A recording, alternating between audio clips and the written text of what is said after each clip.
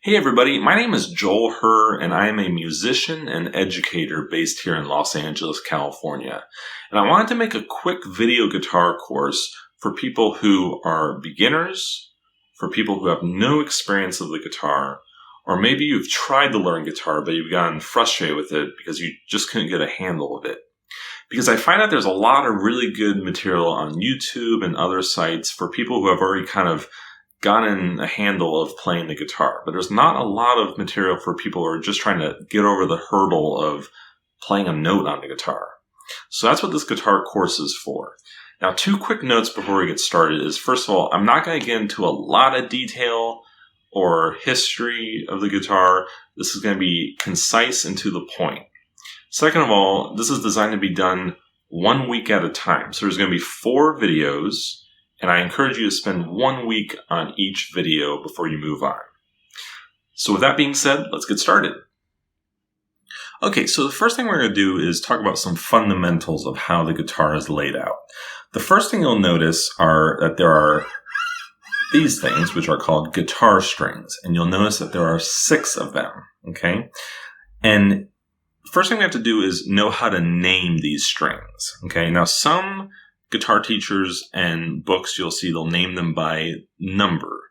So starting with this one, the thinnest string, they'll number this as number 1, 2, 3, 4, 5, 6. And that's certainly a common way to do it. But I prefer to name them by the notes that are played when you play these strings. So whenever you play a note or a guitar string open, you get a note, okay? And every note has a name, okay? That's the musical alphabet, which you can look up on your own. Now, if you start from this one, so I'm starting from the thickest string, so this would be the one that's closest to you. This is an E note, A, D, G, B, and E. Okay, so we would name these strings based on those notes. So like the E string, the A string, and so on. We'll come back to that. And you'll notice that there are 2 E strings, one on either side. And how we differentiate between the two, we call this one the low E string and the high E string. So just to review, we have the E string, the low E string, A string, D string, G string, B string, and then finally the high E string.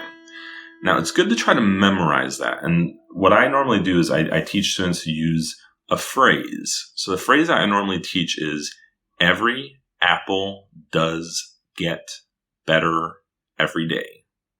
So that's every, that's E, apple, that's A, does, that's D, get, that's G, B, that's better, and then every day, that's E. You can come up with your own phrase if you'd like. A phrase that I often hear from other teachers is, Eddie ate dynamite, goodbye Eddie. I personally find that a little bit morbid, but do whatever you want, whatever floats your boat. So the next thing we're going to talk about are these lines here. Okay, so these are called frets. Okay, so each of these is a fret.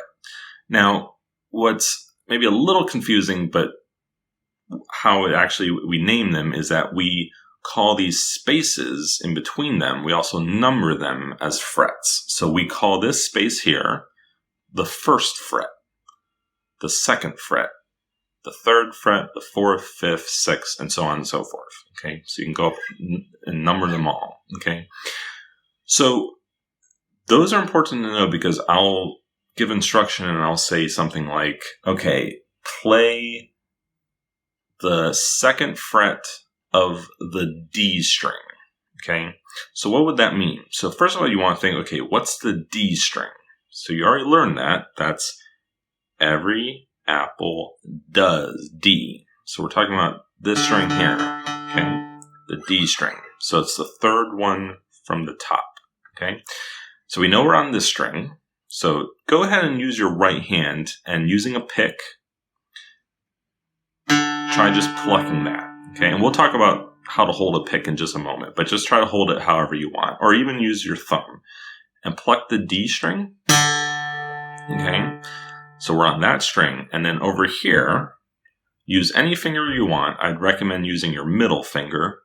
Try to press as hard as you can on the 2nd fret, and you see I'm right in the middle. Okay, and then if you press hard and use the tip of your finger, you press really hard, you should get that note. Okay, so again, I said the 2nd fret on the D string, so we found the string, so that's the D string, and then we counted 1, 2, and we press as hard as we can, and we get that note.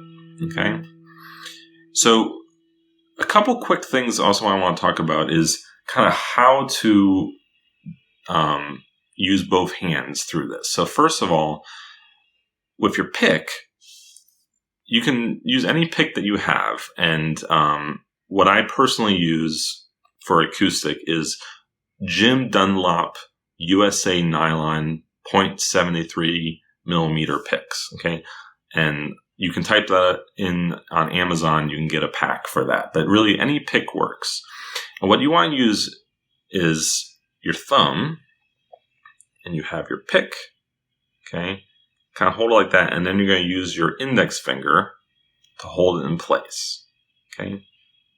So just the best you can to do that. You don't need to squeeze it or anything. It should just kind of naturally be in place. Okay? And use these to support behind it. Okay? You want to try to avoid doing this kind of thing. Some guitarists do that. Some really well-known guitarists do that. But just for now, try doing this. Okay? And then on this side, what I want you to think about is you want to use the very tip of your fingers. Okay, you don't want to just throw your fingers on however. Okay, you want to use the tip of your fingers, the very, very tip of your fingers, straight on the string. You don't want to do any bending or flattening. Okay, the tip of your finger, and it will hurt at the beginning. That's normal as you build calluses, but I guarantee you it will go away. So you want to use the tip of your finger. So try doing that anywhere you want. Just pick any spot. So like I'm doing it on the 1st fret on the low E string, and I'm using the very tip of my finger on the left hand. Okay. And the other thing, you don't want to be too close to either side, because otherwise you start getting muted sounds. You want to be kind of in the middle somewhere. Okay. And I'm also using my thumb behind this to support it. Okay? So, tip of the finger as hard as you can, be kind of in the middle. And this side, we already talked about that. And just try to get a note and take your time with it. Some of you it'll take a little while to get a good sound out, but be patient with it. Okay? So, that's kind of the fundamentals of first how to get ready to be able to start playing. Okay, so now that we know the layout of the guitar and also how to hold your pick and also how to position your fingers to get a good sound, let's get playing. So the first thing I always have students do to get going with their playing is to do what I call the finger exercise. Okay, and this is going to be the main thing you work on for this week. Now, conceptually, it's not that difficult. You'll get it, you'll understand it right away. But the key to this is that it's a physical exercise to get clear notes with your fingers and also to get both hands working together.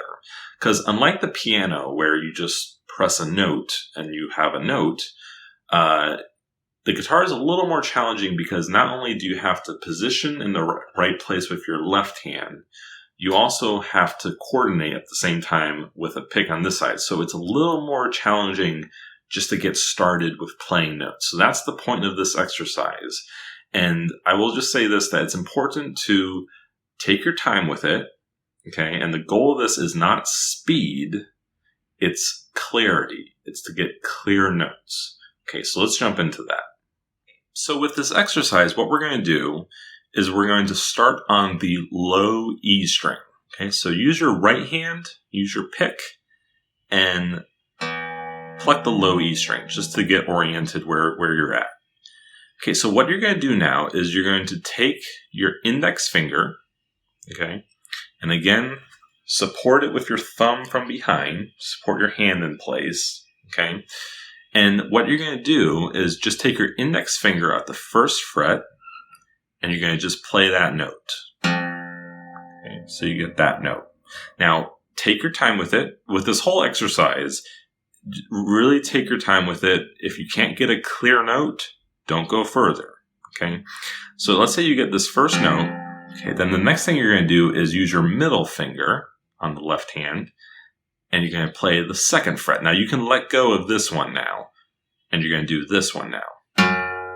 So you went from the first fret to the second fret. Then you're going to go to the third fret. Again, you can let go of this if you want, and go to the third fret. And then finally, the pinky. Now, for most of you, that probably takes some time to get, especially these last two. These are the weakest fingers. Take your time with it, pause the video, and just go really slow, one by one, and just try to get clear notes, okay? Again, the goal is not speed, okay? You're not having to do this fast. There's no competition.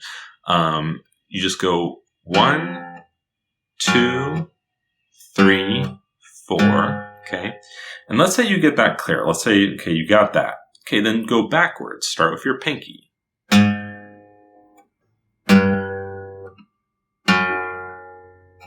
Okay, now a couple little things I just want to point out. With your right hand, make sure you're only plucking the low E string. What sometimes students do when they first get started is either they strum the whole thing, which that's not the point. You don't get a clear note that way, or else they try to get this one, but then they get the next one. Okay, so the key with the right hand is to really do small motions. Okay, you don't need a big motion to get a sound. Okay, just a small motion, and that's all you get. So you really want to work on controlling that. Okay. And the other thing with this side is you really want to, as you go up, especially if you're working as a child, or you have a child that's doing this, you want to, if you don't have a big hand, move your hand up with it. Like for me, I can stretch across them, but maybe you have to shift your hand up as you go to reach this. But the goal is each finger on the left hand should be getting approximately in the middle of the fret. Okay? And then you'd move to the next one. And again, like we talked about earlier, you want to use the very tip of your fingers. The tips of your fingers. You don't want to just slam your fingers on however, because you're not going to get good placement with your fingers. Okay? So you really want to curve your fingers. If you can see here, you curve your fingers.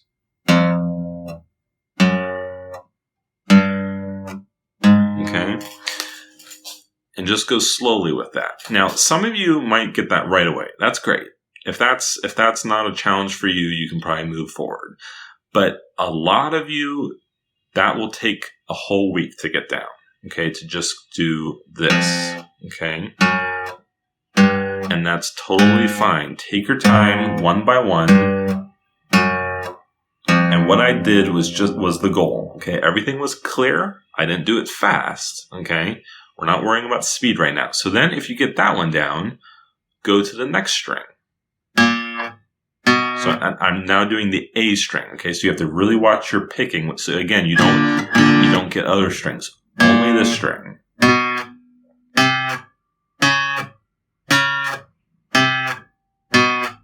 Okay, then you can keep going with all the strings, all the way up to the top string. After you've done everything at the top, you should be here.